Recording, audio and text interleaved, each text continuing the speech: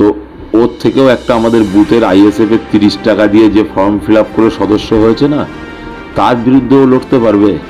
সেই হিম্মত ভাঙড়ের একজন সদস্যকে ছেড়ে দেই, ক্যানিংয়ের একজন সদস্যকে ছেড়ে দেই, সওগাত মোল্লা কেন, সওগাত মোল্লার খোঁজ যে আছে মুখ্যমন্ত্রী, সে এসে দাঁড়ালেও হেরে। জিনা হারাম নিজের হয়ে গেছে, নিজের ঘুম হারাম হয়ে গেছে, নিজে মাথায় হাত দিয়ে বসে আছে। অতএব সে এই ধরনের কথাগুলো বলছে কেন? যাতে তার কর্মী সমর্থকরা চাঙ্গা লাগে। যদি ক্যানিং এবং ভাঙড়ে কোনো রাজনৈতিক কারণে লাশ পড়ে, তার দায় সওগাত মোল্লাকে নিতে হবে। সওগাত মোল্লা রেডি থাকুক। আব্বাস সিদ্দিকী ভোটে দাঁড়ানোর মন্তব্য করার পরপরই সওগাত মোল্লা দাবি করেছেন ভাঙড়ে যেটি তিনি তার এগেনস্টে দাঁড়ান হারাবেন। কি বলবেন এই বিষয়ে? দেখুন, সওগাত মোল্লা কি দাবি করলো না করলো এতে আমাদের কোনো যায় আসে না। তবে পীরজাদা আব্বাস সিদ্দিকী সাহেব তিনি যদি দাঁড়ান, সওগাত মোল্লা কেন, সওগাত মোল্লার উপরেও যে আছে খোদ তৃণমূলের মাননীয় মুখ্যমন্ত্রী মমতা ব্যানার্জিও যদি দাঁড়ান, তাও তিনি হারবেন, এটা সওগাত মোল্লাও জানেন। হাওয়ায় ভেসে থাকার জন্য, কর্মী সমর্থকদেরকে চাঙ্গা রাখার জন্য, তাদের মনোবলকে বাড়াবার জন্য তিনি এই ধরনের কথাবার্তা বলছেন। সওগাত মোল্লা নিজেই জানেন, সে নিজে তার পার্টি অফিসের মধ্যে আলোচনা করছে, পীরজাদা নওশাদ সিদ্দিকীকে কোনো রকমভাবে পেরে উঠছে না। সে দেউলি পার্টি অফিসে বসে আলোচনা করছে। আমরা কালকে একটা ছবি দেখছিলাম, তার চেহারা মলিন হয়ে যাচ্ছে, তার মাথায় হাত দিয়ে চিন্তা করছে। তার নওশাদ ভাইকে হারাতে পারছে না যে ব্যক্তি, নওশাদ ভাইকে বুদ্ধিতে হারাতে পারছে না, সাংগঠনিক কাজে কর্মে হারাতে পারছে না, সে এখন পীরজাদা আব্বাস সিদ্দিকী ভাইজান, যিনি আমাদের আইকন, যিনি সারা বাংলার যুব সমাজের আইকন, তাকে নিয়ে বললে, একটা হেভিওয়েট ব্যক্তি তার বিরুদ্ধে বললে যদি মিডিয়াতে ভেসে থাকা যায়, তিনি এই ধরনের চিন্তা ভাবনা করছেন। তবে এদের তো শিক্ষা বলে কিছু নেই। এরা তো অ্যাকচুয়ালি তৃণমূলের সিপিএমের হারমাদ ছিল, সেখান থেকে এসে এখন তৃণমূলের হারমাদ হয়েছে। এরা আগামী দিন যদি বিজেপি ক্ষমতা আসে, এরা বিজেপি হয়ে যাবে। এরা ক্ষমতা লোভী, এদের কাজই হচ্ছে যেখানে ক্ষমতা সেখানে এরা আছে। অতএব এদের নিয়ে যত কম বলা যায় ততই ভালো। নওশাদ সিদ্দিকীর নামে বদনাম করেছেন সওগাত মোল্লা। তিনি বলেছেন যে নওশাদ সিদ্দিকী বিজেপির কাছ থেকে 30 কোটি টাকা ঘুষ নিয়েছেন। এ বিষয়ে ব্যাংসাল কোর্টে ভাইজান মানহানির মামলাও করেছেন। কি বলবেন এ বিষয়ে? মামলা হয়েছে যখন, নিশ্চয়ই তার হিসাব নিকাশ তারা দেবে। তারা বলুক, পীরজাদা নওশাদ সিদ্দিকী সাহেব তিনি যদি বিজেপির থেকে টাকা নিয়ে থাকে সেটা প্রমাণ করুক। আজও পর্যন্ত আমার দলের কর্মী সমর্থকদের কাছ থেকে চাঁদা নিয়ে দল চলে। আমরা নিজেরা চাঁদা দিয়ে দলটাকে চালাই এবং আমরা আমাদের নিজেদের জীবনটাকে এই দলের জন্য বিসর্জন দিয়ে দিয়েছি। আজও পর্যন্ত দেখলাম না যে কোনো দিন যদি তাই হতো, তাহলে নওশাদ সিদ্দিকী তো যে কজন রাজ্য নেতৃত্ব আছে সবাইকে বলতে, নাও সবাই একটা করে 4 চাকা গাড়ি কিনে করো। নওশাদ সিদ্দিকী বলতে, নাও সবাই টাকা নিয়ে রাজনীতি করো, আমরা ভাঙা বাইক নিয়ে ঘুরি, আমরা পায়ে হেঁটে চলি, আমরা মানুষকে অর্থনৈতিকভাবে সাহায্য করতে পারি না। এবং দলটাও যেটা চলে, এই ব্যানার, ঝান্ডা, পোস্টার, এগুলো মানুষের সাহায্যেই চলে। অতএব এই ধরনের মানুষ, এদের কাজই হচ্ছে এটাই। আজও পর্যন্ত একটা প্রমাণ করতে পেরেছে?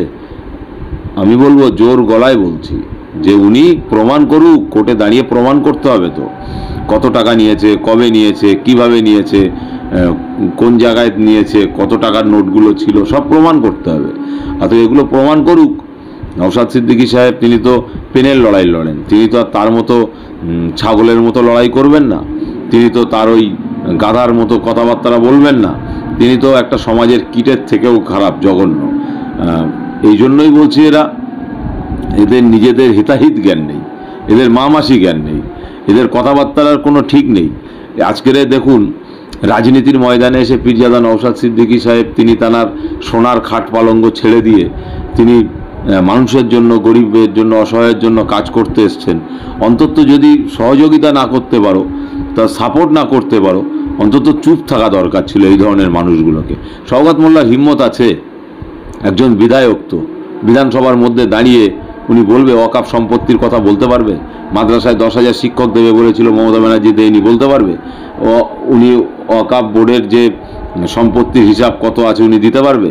এই যে মাদ্রাসার ছেলেদেরকে কুত্তার বাচ্চার সঙ্গে তুলনা করেছে মমতা ব্যানার্জি, উনি তার বিরুদ্ধে বলতে পারবে? মাদ্রাসাগুলো এসএসকে এমএসকে মাদ্রাসাগুলো বন্ধ হয়ে যাচ্ছে, উনি বলতে পারবে, ওনার হিম্মত আছে। উনি শুধু হাওয়ায় ভেসে থাকবে কিভাবে, সেটাই ওনার চিন্তা ভাবনা। তো ওনার উচিত ছিল যে উনি কিছু না বলে, অন্তত যদি মুসলমান হয়ে থাকে উনি, ওনার মধ্যে যদি যারা পরিমাণ ঈমান থেকে থাকে, তাহলে ওনার এটা করা উচিত ছিল যে চুপ থাকা। কিন্তু উনি চুপ থাকছেন না, উনি আরও উস্কে দিচ্ছেন। ভাইয়ে ভাইয়ে যাতে মারামারি করে, ভাইয়ে ভাইয়ে যাতে লেটোলেটি করে, ভাইয়ে ভাইয়ে গুন্ডাগার্দি করে যাতে জেলখানায় ভর্তি হয়ে যায় আর মার্ডার হয়ে যায়, উনি সেই ধরনের রাজনীতি করছেন। উনি গত কয়েকদিন আগে বলেছেন ঘুম হারাম করে দেবে। আমি বলছি শওকত মোল্লাকে, যদি ক্যানিং এবং ভাঙড়ে কোনো রাজনৈতিক কারণে লাশ পড়ে, তার দায় শওকত মোল্লাকে নিতে হবে। শওকত মোল্লা রেডি থাকুক। আপনি বলছিলেন যে শওকত মোল্লা দাবি করছেন যে মাথায় হাত দিয়ে বসে আছেন, কোনো কাজকাম নেই, হয়তো ভয় ছিটিয়ে গিয়েছেন। দীপক ব্যাপারীর নাম না করলেই নয়, তিনি মন্তব্য করেছেন যে দীপক ব্যাপারী একজন ইউটিউবার, তার কাছে প্রমাণ আছে, তার থেকে তিনি পেয়েছেন। তাহলে কি এই ভয়ের জন্যে কি তিনি ব্যাকফুটে কিছুটা, কি বলবেন? দেখুন, দীপক ব্যাপারীকে নিয়ে আমি বেশি কথা বলতে চাই না, কেন এই ধরনের কিছু কিছু মানুষ আছে যাদের কোনো নীতি আদর্শ বলে কিছু নেই। অতএব যারা নীতিভ্রষ্ট তাদের নিয়ে সমালোচনা করে হাইলাইট করা ছাড়া দ্বিতীয় কিছু নয়। অতএব এদেরকে যত দ্রুত সম্ভব এদের নামটাকে মুখে না আনাই ভালো, এবং মুখে এনেই এদের জায়গাটা আমরা তৈরি করে দিয়েছি। অতএব এদের মতো মানুষগুলোকে যত দ্রুত সম্ভব সমাজ থেকে নিষ্ক্রিয় করে দেওয়া ভালো, কেন এরা কখন কোন দিকে থাকে, কখন কার সঙ্গে মেশে, কখন কিভাবে কথা বলে, এদের নিজেদেরই তালতেতুল ঠিক নেই। এরা আজকের স্বাস্থ্য চুরি হয়ে যাচ্ছে, শিক্ষা চুরি হয়ে যাচ্ছে, তিলোত্তমা বনের বিচার হলো না, আনিস খানের বিচার হলো না। আজকে এই ধরনের মানুষদের এই রাজ্য সরকার যে ধরনের ব্যবহার করছে, তারপরেও এরা সেই দলের হয়ে দালালি করছে, এটা ভাববেন না আপনি। অতএব পরিষ্কার যে যারা এই ধরনের দালালি কাজের সঙ্গে যুক্ত থাকে তাদের থেকে দূরে সরে থাকাই বেটার। একটা জিনিস লক্ষ্য করা যাচ্ছে যে এই ভাইজান, দুই ভাইজানকে নিয়ে রাজনীতি এখন বিরাট উত্তপ্ত ভাঙড়ে। বিশেষ করে দুই ভাইজানকে বলা হচ্ছে যে গোহারান হারাবে এবং সেই জন্য জিনা হারাম করে দেবে, ওপেন চ্যালেঞ্জ দিচ্ছে। এবং শওকত মোল্লা এমনটাই দাবি করছেন তিনি জীবনের মতন রাজনীতি ছেড়ে দেবেন। কি বলবেন এ বিষয়ে? এটা কি আইএসএফকে দাগিয়ে দেওয়ার চেষ্টা করা হচ্ছে? এটা কি কোনো রাজনৈতিক কৌশল? জিনা হারাম নিজের হয়ে গেছে, নিজের ঘুম হারাম হয়ে গেছে, নিজে মাথায় হাত দিয়ে বসে আছে। অতএব সে এই ধরনের কথাগুলো বলছে কেন? যাতে তার কর্মী সমর্থকরা চাঙ্গা থাকে। এত বড় বেহায়া নির্লজ্জ একটা নবী দিবসের প্রোগ্রামে সাধারণ খেটে খাওয়া মেহনতি মানুষ, ধর্মভীরু মানুষ, ধর্মপ্রাণ মানুষ, তারা দোয়ার মজলিসে গেছে বলে তাদের বাড়িতে ইলেকট্রিক লাইনগুলো কেটে দিতে হয়েছে, তাদের বাড়ি থেকে আই কার্ডগুলো নিয়ে নেওয়া হয়েছে, রেশন কার্ডগুলো নিয়ে নেওয়া হয়েছে।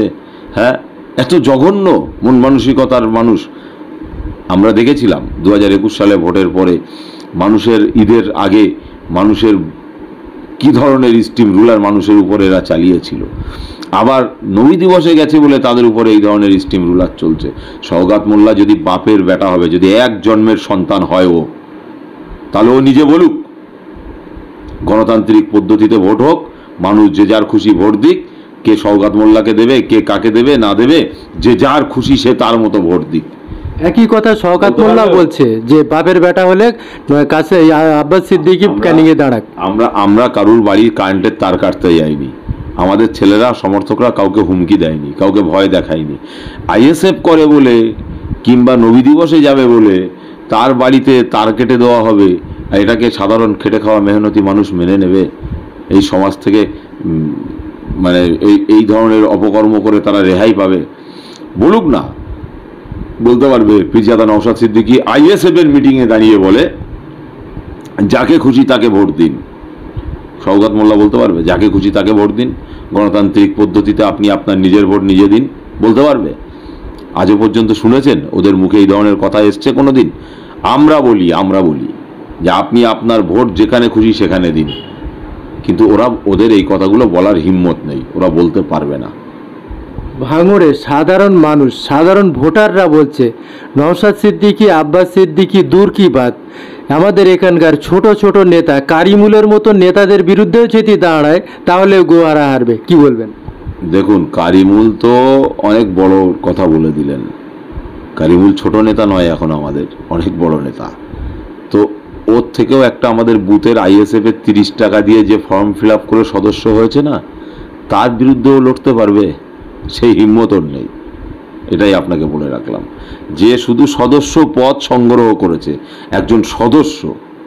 যদি ভাঙড়ের একজন সদস্যকে ছেড়ে দেই, ক্যানিংয়ের একজন সদস্যকে ছেড়ে দেই, সওগাত মোল্লা কেন, সওগাত মোল্লার খোঁজ যে আছে মুখ্যমন্ত্রী, সে এসে দাঁড়ালেও হেরে ভূত হয়ে যাবে। পায়ের তলার মাটি পুরো শেষ, এটা পরিষ্কার হয়ে যাচ্ছে।